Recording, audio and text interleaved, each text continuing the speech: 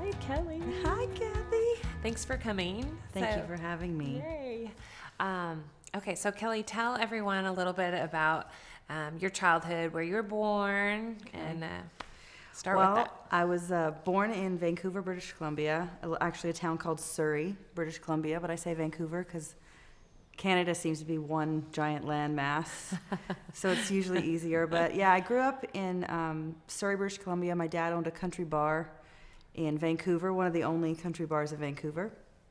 And so I spent my weekends picking up swizzle sticks and playing pool and eating the microwavable sandwiches that were about to go bad as my reward. And my brother and I used to spend a lot of time there. Yeah. That's so cool. So, and your dad's a musician? He's not by trade, like not for money, but he's been playing in bands since he was a teenager, and he played in a lot of hotel bars all throughout Vancouver as I was growing up. And then once they sold the bar when I was about 12 years old, he got into freight forwarding and got a real job, as they say. But he joined, after he retired, he joined another band, and he's been playing with a bunch of other retirees. So Good, we have a little studio at home and stuff, yeah. Can never shake the music bug, right? For sure. Yeah. For sure. When did you start, like, playing guitar or? In high school, I started doing musical theater. And after high school, the plan was to go to New York and do theater.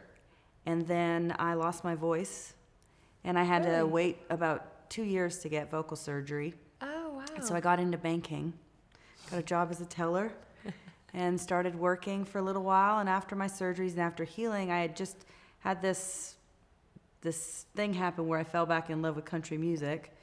And I was like, maybe I'll try this for a little while. And I picked up a guitar, and I started teaching myself how to play, getting a few tips from my dad. And I was probably about 18, maybe 17, 18 years old. And I wrote my first song. I actually rewrote Reba's song, The Greatest Man I Never Knew, into The Greatest Man I Ever Knew for Father's Day.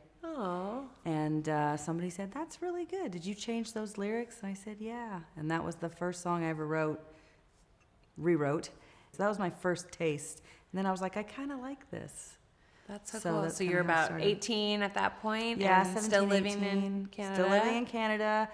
And when I stayed at the bank and waited up the surgeries for a couple of years. And then I moved to Calgary, where that's the countryest place in Canada you can go and to work and try and figure it out. Right. And I moved there for about 6 months, and right away I just went, if you're going to do it, go do it where it happens. Right. So I moved back home. I said, I'm saving, and a year from today I'm leaving. And January 7th, 2001, I got in my car, and I drove 2,800 miles by myself with no cell phone. Wow. And made my first trip to Nashville. I didn't know a single person. I couldn't live here because I'm Canadian. Okay. So I stayed for about 8 weeks. I rented a room. I wandered around town. I just started talking to strangers and hung out at writers' rounds until I made a few friends. And then after about 8 weeks, I had to go make more money. So I drove 2,800 miles back to go back to my waitressing job. And saved up for about 2 months, and then did the trip again. And I did 7 one-way trips before I got my first publishing deal over 18 months, about 21,000 miles in that little hatchback. And then it caught on fire the second I moved here. Are you serious? Yeah. Oh my gosh. In the middle of the night, it just exploded. It just exploded. It was like, I'm done. It was just like, I got you here, you're done. Yeah. So. Oh, wow. So you were making trips, and you started out, and you didn't know anyone in Nashville, so you just started going to writers' nights and did you go visit any PROs or organizations or anything? I did. Like that? I spent a lot of time at NSAI. I took any free class they were offering. I went to ASCAP. They were my kind of joint affiliate with SOCAN at the time. They were offering some free classes. And I took everything that I could for free. Right. And then I had, the lady that I was renting a room from, she was a writer as well, and she was handing out desserts. It was around Christmas, just after Christmas, on that first trip. she started handing out desserts to different companies that she had missed over the holidays. And one of them was an online pitching company that was in Cummins Station. And so I just carried in an apple pie. And there was just a really young staff there. And after about another 2 weeks or so, it was a sunny day. It was really pretty, and I was very lonely and bored. And I was like, I'm going to go back where those young people were and just see if someone will hang out with me. So I just walked back in, and I was like, hey, do you remember me? I carried that apple pie in here. And I was like, it's just really hard to make friends. I just don't know what to do. And this girl said, well, my boyfriend's band is playing tonight at Douglas Corner. Oh, cool. If you want to go. I said, great. So I showed up. And I walked up, and she's like, apple pie. And she happened to be talking to Chris Burgess. Oh, my gosh, yeah. And he had just gotten a Canadian cut on Emerson Drive. And the rest is history. He just offered the next day to walk me up and down Music Row and introduced me to a bunch of people. And then it just sort of, over the next little while, next year or so, just developed a lot of relationships, met some new writers, started co-writing. That's so interesting. I love how it just seemed like it happened very organically, and I think that happens so often. Yes. You don't really know anybody, and so you make one little step, and then that step ends up with another step. And yes. Yeah, I think that one of the biggest things I always suggest to new writers is just go to some writers' nights, meet some new people, because you don't know who your tribe is going to become, and it's going to shift over the years, but I mean, as you know Justin Weaver. Justin Weaver and I have been writing together for 16 years. Yeah. And we still write together. Yeah. So you never know when that relationship is just going to like keep going and become a really big part of your career. Yeah. So. And Justin just had that massive hit with John Legend and Meghan Trainor. Yeah. Big song, and he's had a few others on country radio, and he's got the new Josh Turner song out right now. So yeah, that's awesome. He's doing great. We haven't had the big hit together. We did have one song when we had a song on Jason Aldean's Wide Open record. And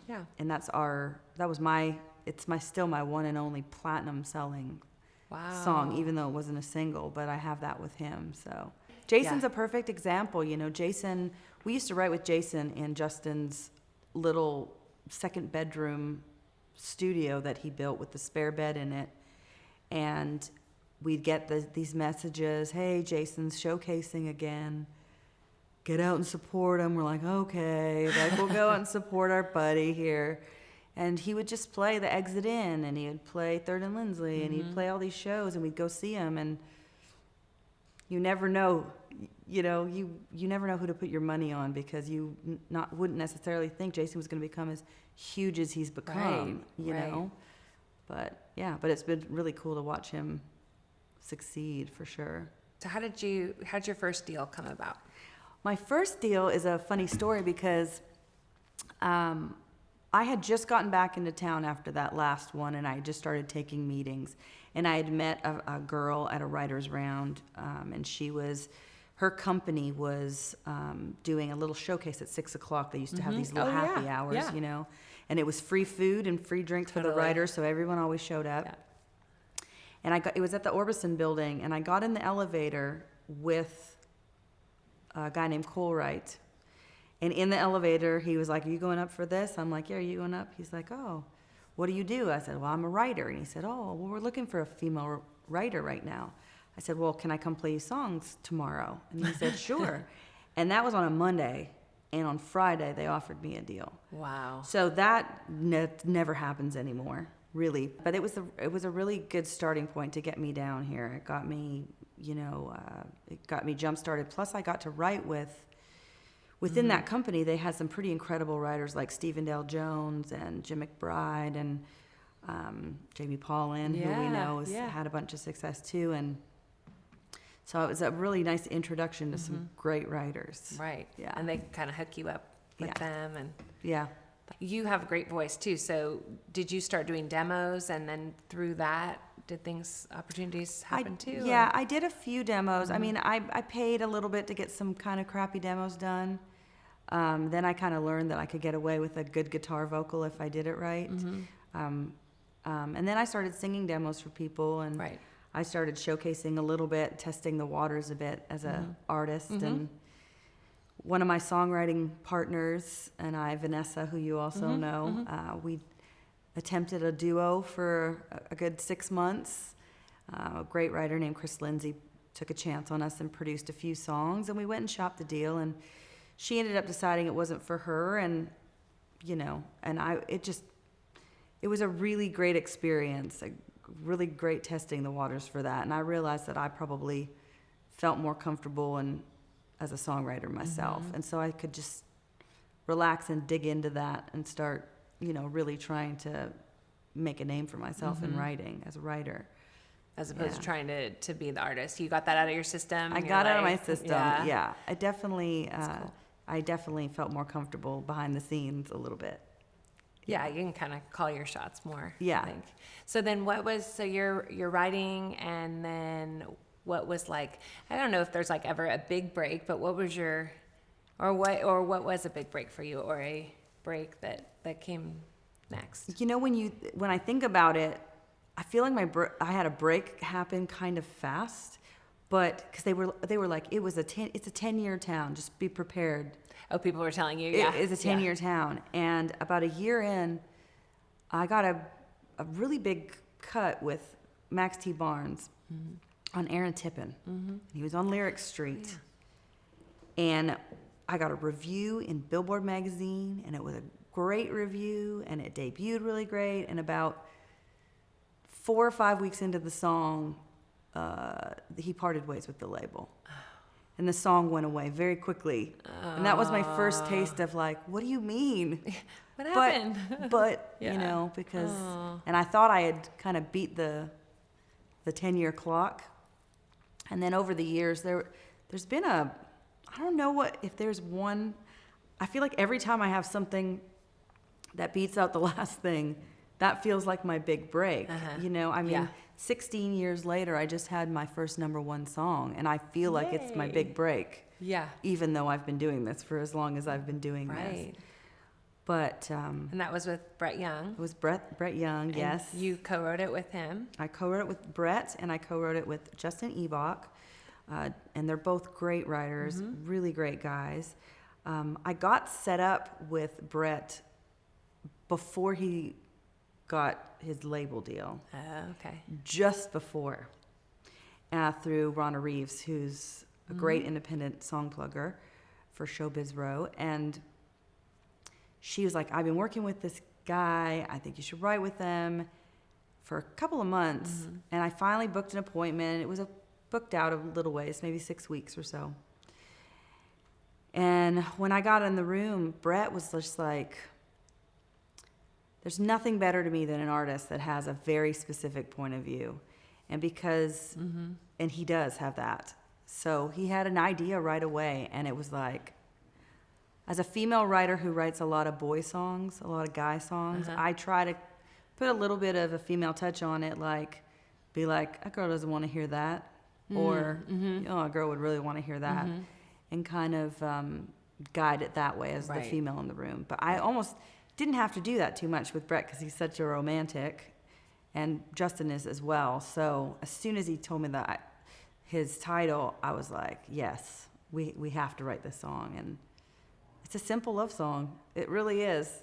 That is so cool. Do you mind playing it for us, or playing a little verse chorus? I can play a little bit. Yeah. Of it. Yeah. Let's see. So did you know right away like what direction it was going to take, or did you? Yeah. So Brett had this title, and he actually told a story about his parents, which was really sweet, about how his parents had been married like 40 years or something like that. And my parents have as well. And his dad said something about like not being able to sleep when his mom goes on trips and stuff, or goes out. Right. So that's how the title came about. And I thought that it was just such a sweet sentiment. And we started right away with a bit of a rhythm. And then I kind of started scatting a little bit of that chorus. And at first, it was really low. It was just like, as long as the night ends with you in a yellow cab, shooting me a text saying coming home soon. And then after, we were like, that needs a little bit of a lift. So it was like, as long as the night ends with you and you keep shooting me a text and you're going home. So long as I can bet on you crawling in a bed after slipping out your high heel shoes. I ain't lying, saying have a good time out with you girls. Girl, do what you do. No matter how late, baby, I'll be staying up. I can't sleep without you. Yeah. Anyways. So yeah, so we wrote most of that chorus, and the one thing I will say, like, I had a couple of friends after the fact that were like, "Oh man, why didn't you write that song with me?" And I said, I don't think I would have written that song with anybody else, because the one thing that happens after a while in Nashville, because you're trying to figure out how to get the song cut, how to put words in someone else's mouth, Right. and you don't even know 100% who you're pitching the song idea to, so there's so many different ways it can go. And so we second guess ourselves a lot. We think we have to almost be a little too writery about it. But Brett is so laid back and so easygoing. So when we started writing the verse, he started like, never thought I would be like this. Wide awake, waiting on a good night kiss. Sipping 90 proof, talking to the moon, counting down the hours till it's 2 a.m. Never thought I would be like this. Now, most songwriters wouldn't have let us get away with bookending a verse with the same line. Oh, right. And that was it was actually a learning moment for me, like after. Never thought it would be like this. Yes. So we bookend and we do the same thing in the second verse. And he didn't even question it. And it was okay because he was the artist, and as long as he likes it, that's great. Right. But if I had tried to write it with other writers, maybe we would have second guessed doing that. Right. Like, oh, you can't do that. And I don't even think people necessarily know. Yeah. It just felt right to do it. It felt good to do it. So after, at that time, probably 15 years of writing, here I am kind of learning a whole new thing all over again. You know what I mean? Right. It's almost to like go you can with do feel too sometimes. much the craft as opposed to just going with your gut. Right, yeah. That's so Yeah. cool. So this was a long number one. This took 44 weeks to get to the top of the charts. Wow. And he was a brand new artist. And he has since, that went number one at the end of November. We had our party in January. We had my first number one party, and it was really cool. It was really awesome. And I think the one thing that I noticed is that a lot of people celebrated with me, and I kind of think that renewed hope for them almost. Because it was like, man, she's been here so long. Maybe I can hang in a little bit longer, And, one thing about this song in particular and the stuff that I've got going on right now is I'm on my 5th publishing deal right now. And I spent 4 years at one company, and I had a lot of success, a lot of album cuts, a lot of placements, and a single that went to like 11, lots of good stuff. But it still wasn't good enough. After like 4 years, it was time to get a change. And I was at a point where I was like, I'm not sure I'm having fun anymore. I'm not sure it matters because I'm not sure who's getting to hear these songs anyways. I could write Song of the Year one day, and if people aren't hearing it, right, it doesn't matter, And I think I was just getting a little bit burned out and a little bit weighing out about living so far away from family. And so I started talking with Jeremy Stover, and he said, I really just think you need more opportunities, some more real opportunities. And I said, okay, what are you thinking? And we talked about doing a deal together. We partnered up with Downtown, and I made my first term 18 months, which they were fine to commit to. And I said, if it's still going if I'm petering out, at least I have 18 months to figure out what my out plan, like what to do with my house. What will I do next? Wow. Will I go take some online classes? Am I gonna move back? Wow. So you were there. I was there like, okay, I'm gonna give me 18 months to figure out what I'm gonna do. Wow. It's how I looked at it. And I was like, so in the meantime, for these 18 months, I'm just gonna go stop trying to guess what everyone else is doing and what's cool and everything. I listened to the radio, grew up kind of really loving 90s country and some of the aspects of that songwriting, and I grew up getting to watch great songwriters develop in this town. Right. Like learn as a newbie and sit in the corner while Daryl Scott or Leslie Satcher or Tom Douglas is playing the Bluebird and sit in the corner and sip, sip on my drink and, hope to be that good someday. And so I was like, I'm going to go back to my gut and just do what I think feels right, what feels good. And all of this stuff just started happening. Really? In this last 2.5 years of me just going back to trusting my instincts as a writer and not worrying about what everyone else was doing, I had this breakthrough moment. Wow.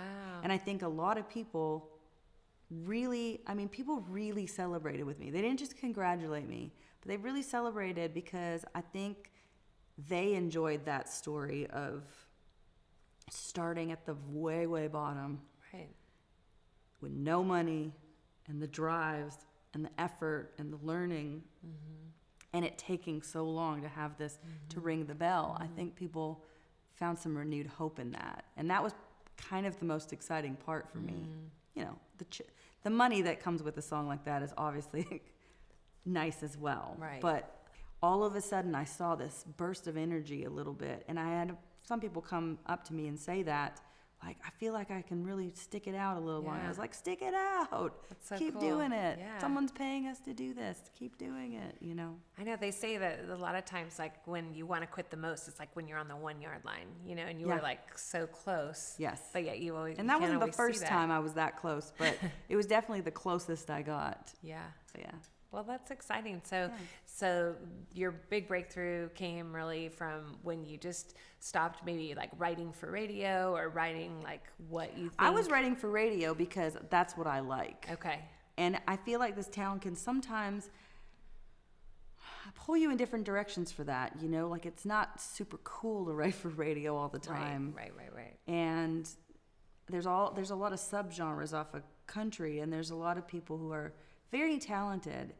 And I think there's just a lot of comparison between stuff that shouldn't be, that are apples and oranges to me.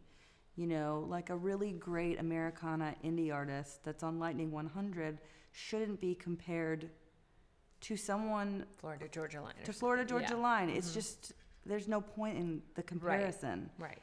And I always say, if some kid in Alabama who works a job, wants to take his girlfriend to a Luke Bryan concert and hold his beer in the air, who cares? Like, great. The music is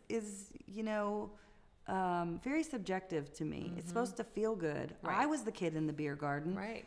holding my beer up to the Dixie Chicks or even Toby Keith and Alan Jackson and so Totally. it's supposed to be about fun. It's supposed to be whatever makes you feel good. That's true. What's coming up for you, or you maybe can't say everything? But what's coming up for me? I feel like I live Groundhog's Day in some sense. But no, there's some great things. Because of having a few songs come out, I'm getting to play a few festivals that are cool. just some fun stuff. I'm getting to play Bluebird on the Mountain for the first time. I'm very excited. Yeah, that's great. I just went up to Toronto and got my first SoCan award. Well, play something else for us. What else do you want to? Do you have something else that you? I guess I could play you a tiny bit. So there's the cuts that like might make you a little bit of money, and then there's the cuts that after being here this long and just being a general fan of country music, that you get like super excited about. And I had a song cut about, I guess 2 years ago now, and they singled it. It didn't get very far, but Patricia Yearwood cut this song, and this happened to be a song that I wrote. I wrote it with my buddy Ben Caver and Brad Rempel, who's in High Valley. And we all had, it was a gloomy day, and we had no ideas, and Ben was kind of picking on something. He plays this very cool rhythm that I can't do, but we were all talking about people we had lost recently, and I had just recently lost the matriarch of my dad's family, my aunt, my Auntie Gwen, and so this feels like a remembrance type song, and so we wrote this, and Trisha had lost her mother, and so the song really resonated with her, so she put this song out. She changed the title by one word, which is funny. It is. But we had called it I Don't Remember You. And she changed it to I Remember You, which works as well, but I'm trying to think if I can remember the words. It goes, I can picture you like a photograph. See you smile, I can hear you laugh. I don't have to look back. I remember you.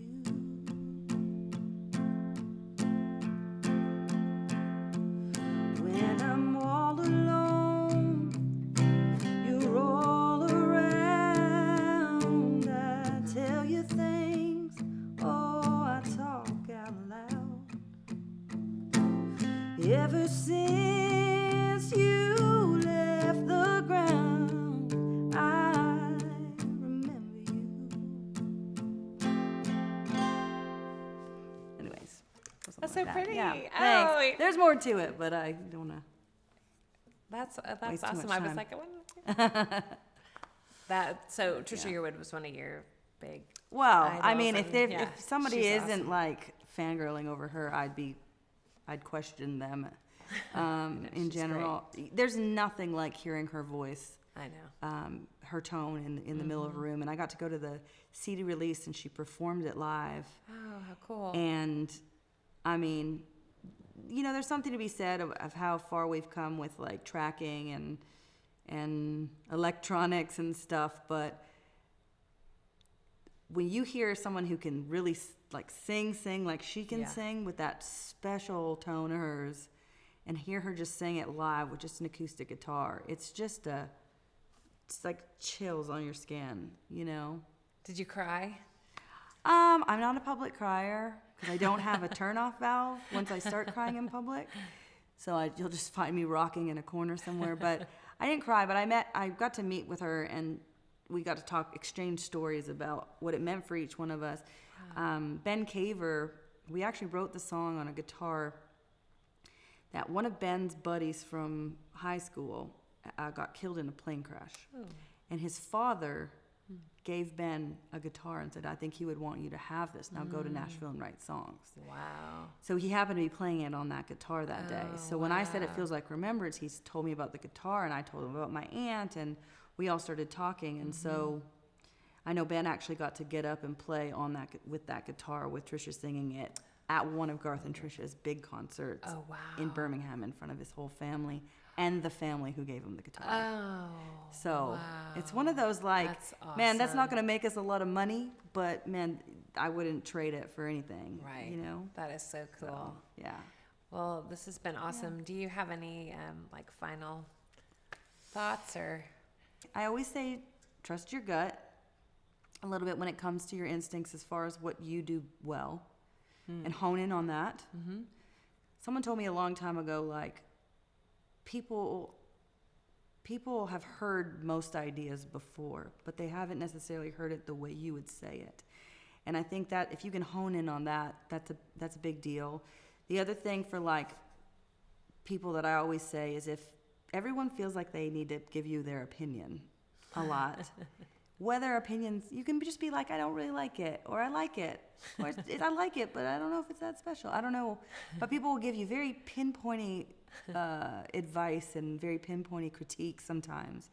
And I always say that if it makes sense, you'll know it. Like, if they make sense and they say you could do better here, you kind of already knew it a little bit, like, I might have chinsed out on that bridge or that line. I could probably have beat that. But if someone says something to you and it just doesn't make sense, forget about it. Yeah. And just move on to the next.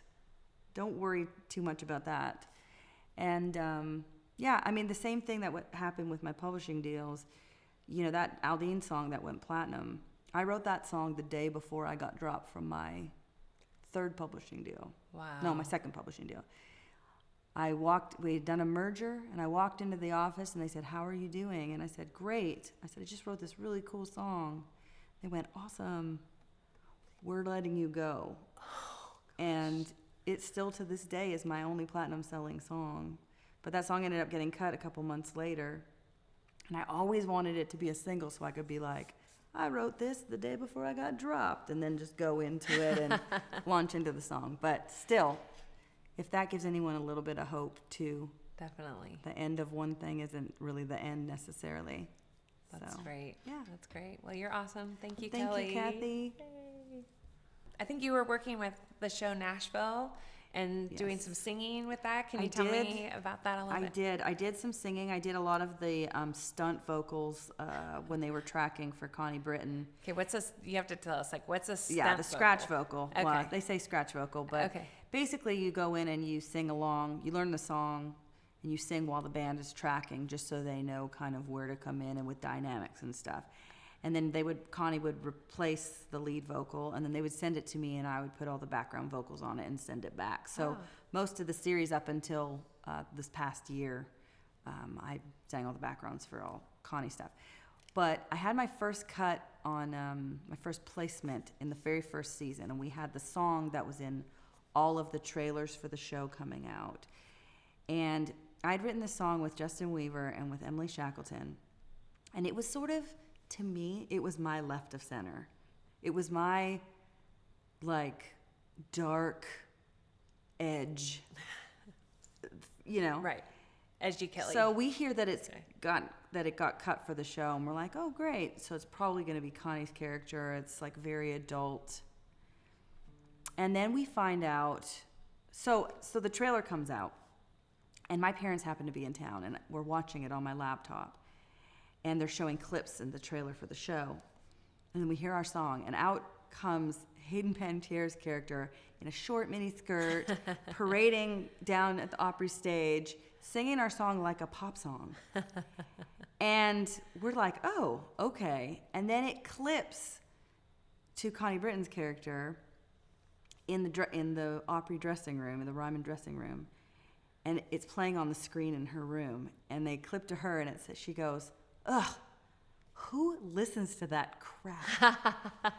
And I was like, no. Connie, no. Yeah, so that's the story we tell every time we play that song. Oh, that is so funny. My poor parents are sitting there, and my mom's like, how could she say that? You know, yeah. So anyway, Oh, that's funny. That's cool that you got to be involved with that. Yeah, it was show and really fun. everything. Yeah, it's a new experience. Yeah.